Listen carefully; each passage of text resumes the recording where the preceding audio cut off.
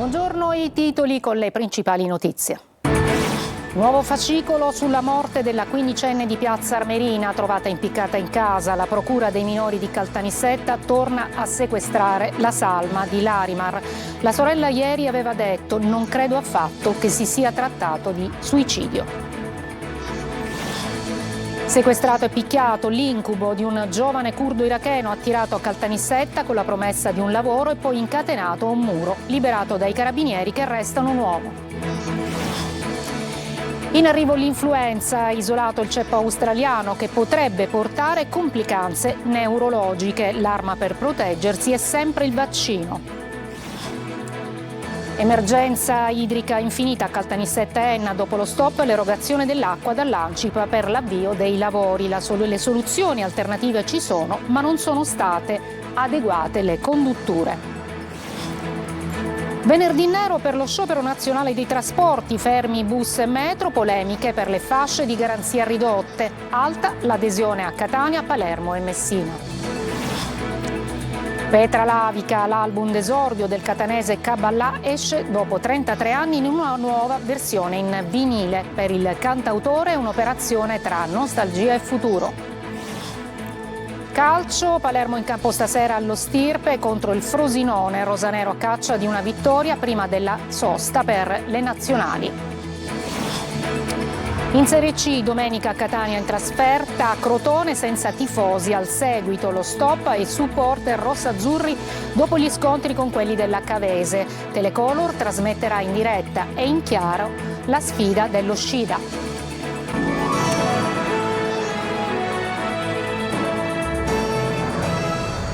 Buongiorno, eccoci e dunque vanno avanti le indagini sulla morte della quindicenne di Piazza Armerina trovata impiccata in casa. La Procura dei minori, infatti questa mattina, la Procura dei minori di Caltanissetta questa mattina torna a sequestrare la salma di Larimar, già restituita ai genitori. Non è escluso che venga anche disposta l'autopsia. La sorella ieri aveva detto non si tratta proprio di suicidio.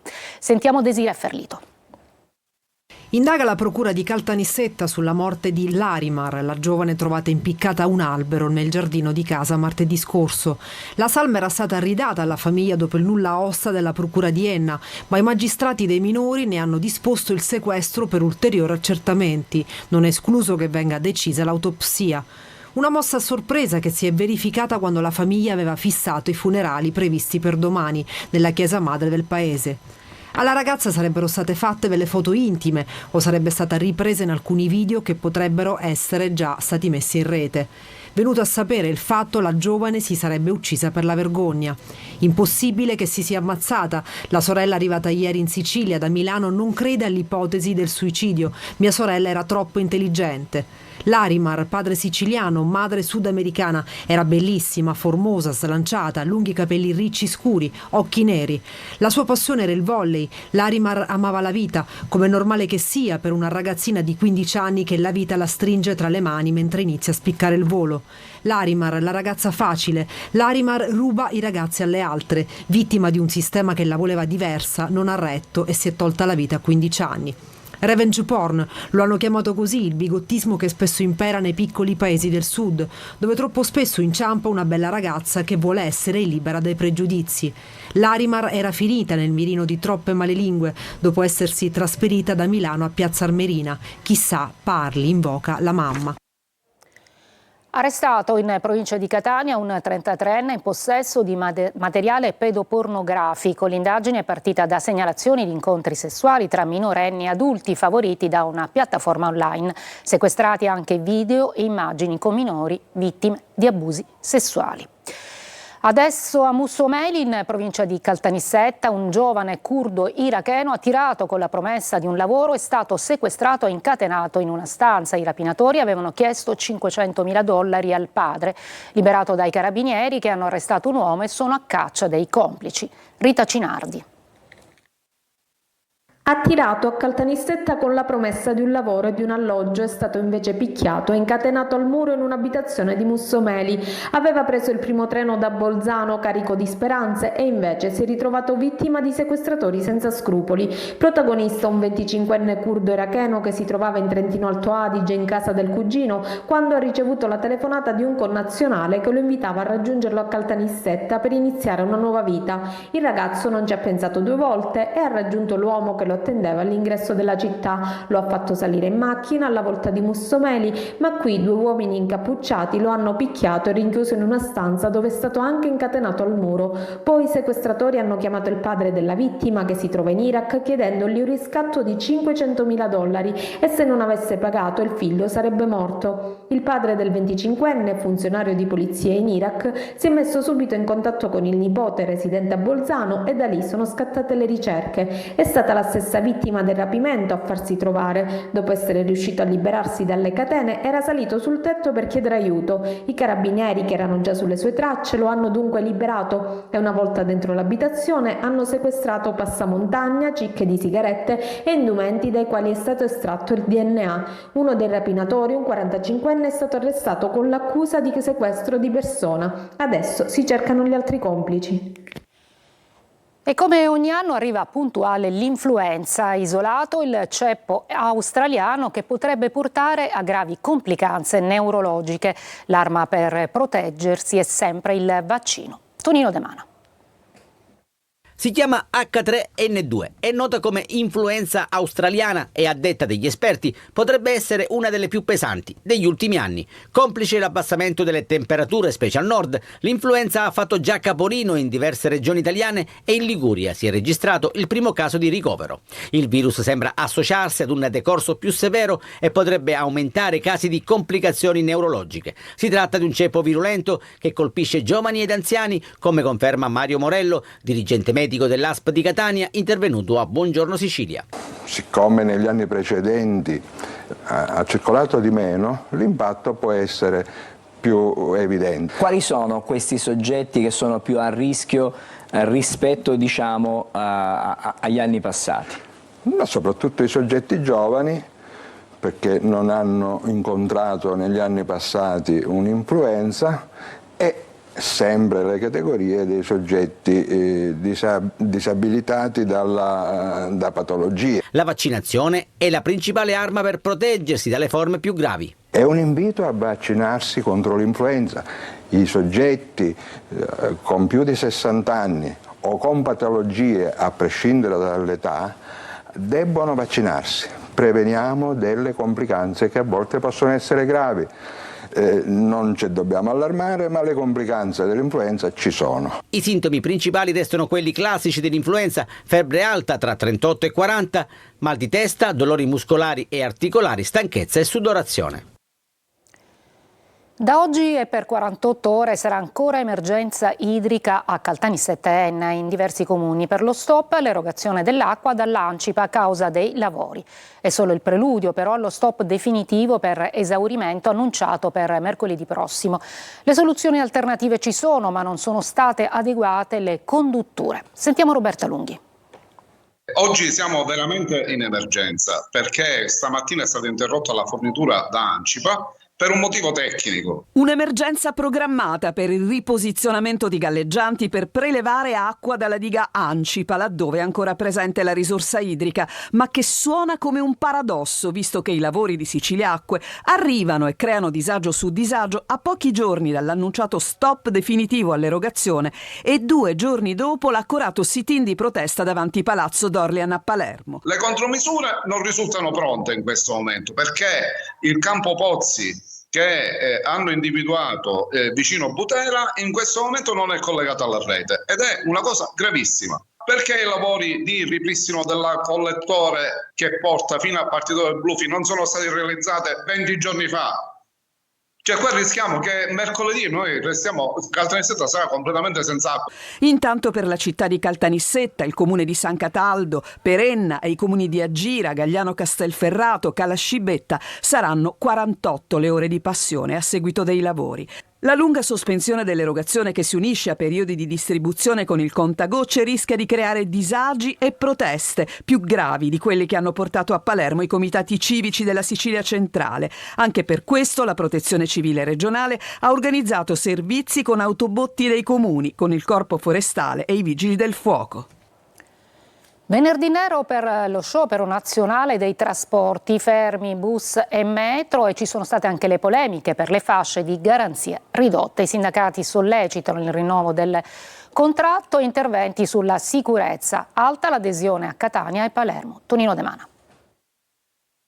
È un venerdì nero per il trasporto pubblico locale con lo sciopero di 24 ore di bus, metro e tram e prestazioni ridotte nella fascia di garanzia, ossia con l'utilizzo solo del 30% del personale viaggiante. Paralizzate le grandi città, Roma, Milano e Napoli, ma disagi anche in Sicilia, tra le più penalizzate Catania e Palermo. Alta l'adesione allo sciopero nella città etnea, con decine di mezzi che, una volta garantita la fascia mattutina 6:39, sono tornati in autorimessa con la scritta fuori servizio in bella mostra. A proclamare lo sciopero sono stati CGIL, CISL, UIL Trasporti, FAISA, CISAL e UGL. C'è un problema di salario, un problema di conciliare i tempi di vita con lavoro, un problema di sicurezza. Purtroppo Catania non è esente da questo, spesso abbiamo visto grosse difficoltà soprattutto nei quartieri periferici come Librino, dove diversi autobus di MTS sono stati oggetto di vandalizzazione. A Catania niente metropolitana dalle 9 alle 13 e dalle 16 fino a chiusura di esercizio, come riporta il sito di FCE. Venerdì nero e anche grigio con la pioggia che ha condizionato gli spostamenti. Disagi e alta adesione allo sciopero anche a Palermo, dove molti sono rimasti sorpresi ed appiedati. Per fortuna ho preso al volo quello dalle 8:30 e qui ho dovuto disturbare i miei genitori per raggiungere la mia abitazione qui a Palermo. I sindacati che dovrebbero difendere i lavoratori si dovrebbero vergognare a fare questi scioperi così assassini. Inevitabile il ricorso alle auto con conseguenze pesanti sul già caotico traffico cittadino. Restiamo in tema di mobilità perché a Gela, pensate, i treni non arrivano né partono più e la stazione è diventata in pochi mesi una struttura fantasma. Questo tutto per i tanti cantieri sulla linea Caltagirone-Gela. La circolazione ferroviaria è ferma e la città è sempre più isolata così. Gerry Italia.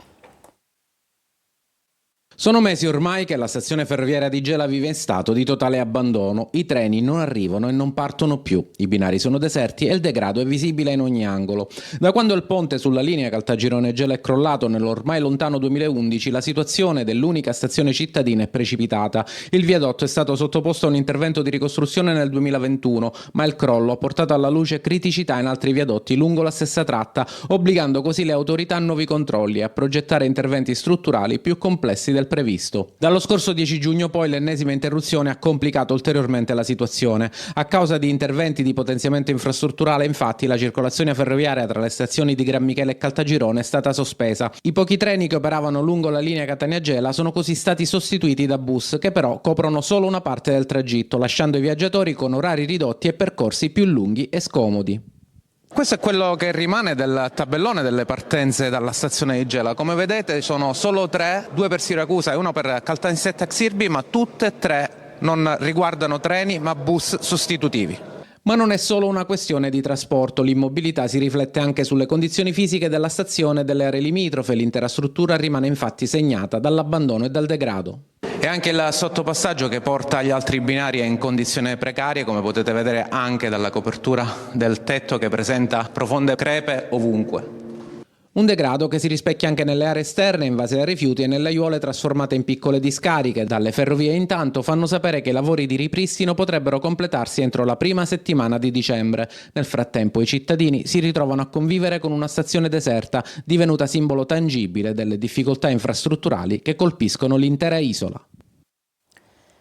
Stanziati dal governo 45 milioni per Lampedusa, negli ultimi 30 anni è diventata il simbolo dell'accoglienza dei migranti e dei soccorsi e purtroppo anche dei morti in mare. Soddisfatto il sindaco di Lampedusa, Ellinosa Mannino, che aveva chiesto a Roma fondi per opere strutturali.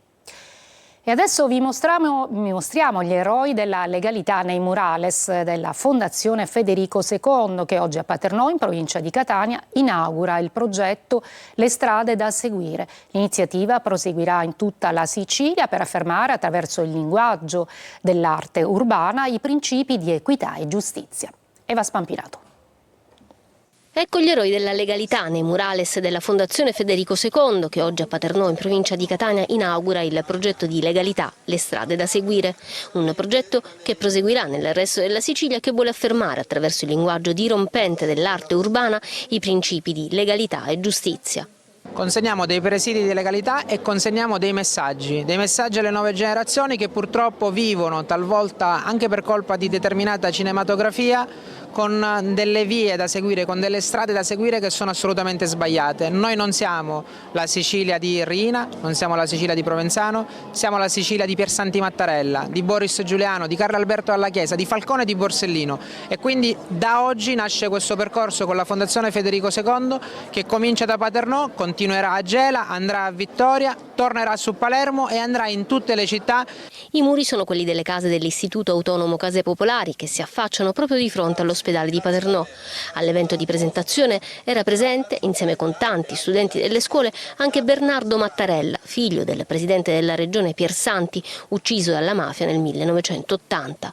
E proprio un suo ritratto ha ispirato l'artista Ligama per quest'opera, che riprende una foto iconica e la circonda di ramoscelli d'ulivo.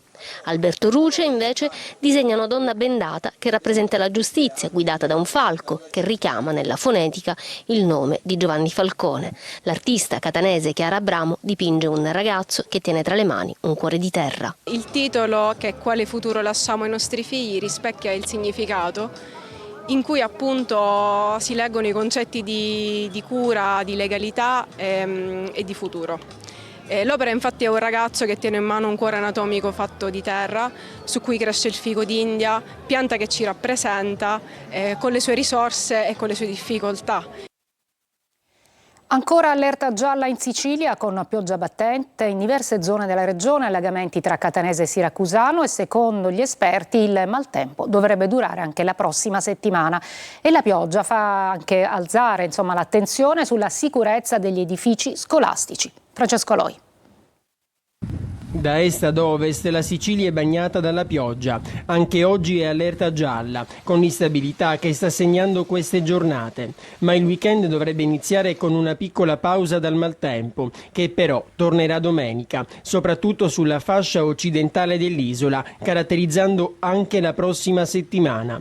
Intanto sono ancora fresche le immagini del liceo Corbino allagato a Siracusa. La scuola riaprirà lunedì, nessun problema strutturale, ma i ragazzi si sentono insicuri. A parer mio è insostenibile come situazione il fatto che noi stiamo 6 ore al giorno, tutti i giorni in una scuola, e che dobbiamo avere la preoccupazione e l'ansia che possa da un momento all'altro piovere. Qualche settimana fa il crollo dell'intonaco a Lombardo Radice, adesso il Corbino sommerso. L'edilizia scolastica, è il caso di dirlo, fa acqua da tutte le parti. Per questo i ragazzi scenderanno in piazza. Stiamo provando a farci ascoltare, perché chiediamo magari agli organi competenti di affrettarsi per risolvere questo problema. Perché la sicurezza nelle scuole non può restare soltanto uno slogan.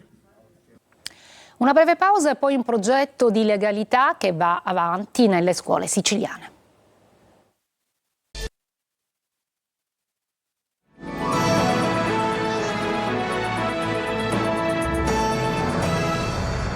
Al via il tour nazionale Essere Rompiscatole. Il progetto porta la legalità e la lotta contro le dipendenze nelle scuole siciliane. Davide Sardo. La legalità arriva a scuola, educare le nuove generazioni alla convivenza civile per combattere devianze e bullismo. Questo è l'obiettivo del progetto Essere Rompiscatole, che arriva a Favara al liceo Martin Luther King. Noi ragazzi, noi della nuova generazione siamo molto proiettati a sbagliare anche a causa della nostra età, quindi della nostra adolescenza. Quindi credo che sia un tema molto importante, anche perché che vengono commessi gli gli stessi errori che venivano commessi in passato, quindi come bullismo, come atti diciamo di violenza sia contro le donne che non, omofobia. Purtroppo a distanza di anni si ripetono sempre gli stessi errori ed è giusto il rispetto delle regole e avere comunque legalità per avere un futuro migliore soprattutto per noi giovani. L'impegno antimafia deve continuare. Il progetto Essere Rompiscatole parte da una lezione bellissima di Padre Pino Puglisi, che rivolgeva ai suoi ragazzi quando ricordava a tutti loro di iniziare le loro giornate, di iniziare la loro vita rompendo le scatole. Lo faceva figurativamente, prendendo una scatola e saltandoci di sopra, per raccontare che bisogna cercare in tutti i modi di non accettare le cose come stanno, ma di lasciare sempre un cambiamento e di lottare sempre contro le ingiustizie. Il progetto a livello nazionale farà tappa a Corleone e Bronte. Petra Lavica, l'album d'esordio del catanese Kabbalah, esce dopo 33 anni in una nuova versione in vinile. Autore apprezzato in ambito nazionale e internazionale per Pippo Rinaldi, che aveva anticipato le convinzioni introducendo il dialetto nel pop, è un'operazione tra nostalgia e futuro. Roberta Lunghi. Di stu paesi culi petri niuri, per troppi voti mi nassa scappare. Petra Lavica me la porto dietro in tante versioni, in tanti modi e quindi questo mi fa risentire ancora vivo. Emerge il sentimento motivatore di un'operazione che riporta a galla dopo 33 anni Petra Lavica, l'album di debutto di Kabbalah, catanese, sensibile autore di capolavori, che con quell'album pubblicato nel 91 e che esce in una nuova versione in vinile totalmente rimasterizzata e a tiratura limitata, aveva sfidato le convenzioni musicali. Assieme a pochi coraggiosi abbiamo introdotto il dialetto nella musica pop. Terra antica, terra niura, fuoco rosso in cielo mari. Decisivo per l'uscita dell'album dopo decenni l'incontro con Roberto Fofò Bianchi, uno dei più grandi ingegneri del suono in Italia. Casualmente mi disse: ma tu sei Kabbalah, hai fatto una delle pietre miliari e io sono a tua disposizione. Da quel momento è partita l'operazione passato, nostalgia, ma io penso sia anche futuro. Anticipava i tempi tanto da restare attuale come attuale, e quella miscela raccontata nella canzone che titola l'album di sangue e miele, fuga dal nero della lava e ritorno appena spunta il sole, nella Sicilia che per Kabbalah, ormai residente a Milano, resta amore puro. Al rinfresco della Petra Lavica. Ci fermiamo e poi il calcio con gli impegni di Palermo e Catania.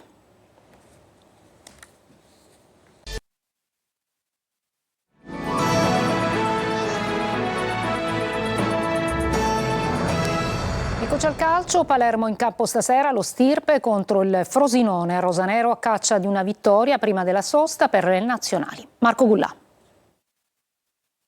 Una gara da non sbagliare, il Palermo affronta il Frosinone per riscattare la pesante sconfitta casalinga contro il Cittadella. Occorre rimettersi in piedi, serve il bottino pieno ai siciliani perché anche un pareggio prima della sosta complicherebbe i piani più ambiziosi. Stasera allo Stirpe rosanero che giocheranno quindi per i 3 punti e poi oltre alla classifica c'è ancora quella stigmata legata ai palloni in campo nella famosa finale playoff. Per i tifosi palermitani oggi è una sorta di derby. E nelle ultime 2 partite hanno incassato, se non erro, hanno incassato da quando è cambiato l'allenatore, in 3 partite hanno preso un gol e l'unica partita in casa che hanno giocato contro il Pisa, in 10 tutta la partita hanno fatto 0-0, in un momento dove il Pisa batte chiunque, quindi non sarà una partita facile. E in attacco che il tecnico nutre i maggiori dubbi, Brunori o Henry. Il primo resta favorito, Insigne e Di Francesco certi di una maglia, Leduaron dovrebbe iniziare dalla panchina, Nicolao è recuperato e giocherà al centro assieme a Nedel Ciauru. Fischio d'inizio alle 20:30,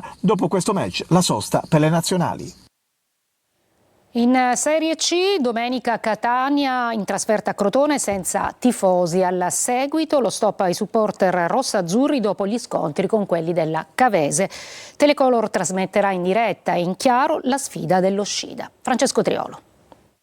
A 48 ore dalla sfida dell'uscita è il momento di fare i conti da una parte e dall'altra. Crotone e Catania si avvicina ed entrambi gli allenatori, Longo da una parte e Toscano dall'altro, cercano di capire chi potranno avere a disposizione domenica pomeriggio. Se il tecnico etneo parte dalla certezza che rispetto al derby col Messina avrà a disposizione sicuramente Quaini e Guglielmotti, non è così certo sulla possibilità di utilizzare altre 3 pedine che ognuna per le sue caratteristiche possono essere importanti. A cominciare da Lunetta, per esempio, che potrebbe tornare nella lista dei convocati, ma molto dipenderà anche dalla seduta di rifinitura e da come Toscano lo vedrà nell'ultimo allenamento, dove un altro attenzionato speciale sarà De Rose, perché se è vero che difficilmente potrà partire titolare, il suo pieno recupero è ormai tra i programmi e all'uscita potrebbe avere un minutaggio maggiore rispetto a domenica scorsa. Quindi occhio ad Andrea, che contro il Messina è rimasto in panchina per una contusione, ma col Crotone potrebbe essere un'ulteriore freccia a disposizione di Toscano.